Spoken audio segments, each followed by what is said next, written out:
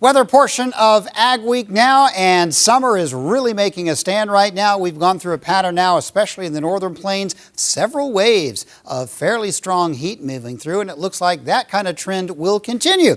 And while there have been storms, some of them pretty big storms as we usually get in July, the actual precipitation output continues to get spottier and spottier.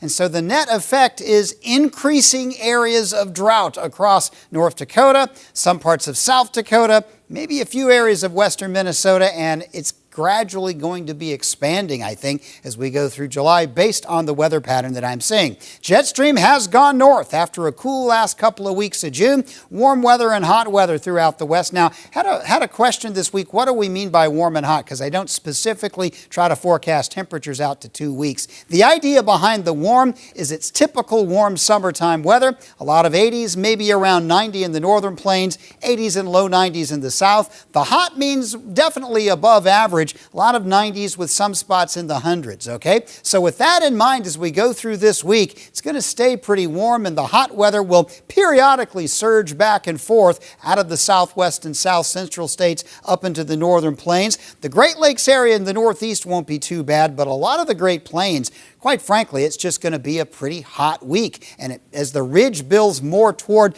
the Hudson Bay area by the end of this week, that's probably going to pull some of those really warm temperatures a little bit further east. Precipitation, we may be dealing with a little system producing some scattered storms early in the week passing through the plains. They'll be scattered, though. Those will drop down into the lower Mississippi Valley and kind of hang out down there. Most of the rain from the system will likely head east underneath this trough, and there will be an expanding area of generally bone-dry weather over the western and some parts of the central U.S., which I fear will get pulled northward into the second week as this ridge pulls up toward the Hudson Bay region. So it's looking like it's going to be fairly dry across the northern plains area. Now, notice I've got a little weather system coming in late, but I feel like that precipitation will likely kind of just fizz out before it really gets into the northern plains. Now we're talking sometime in mid to late July. As far as the heat goes in the second week, it's going to be pretty hot, I think, through the middle of July. There may be days where it's not as bad, but there certainly will be some hot days,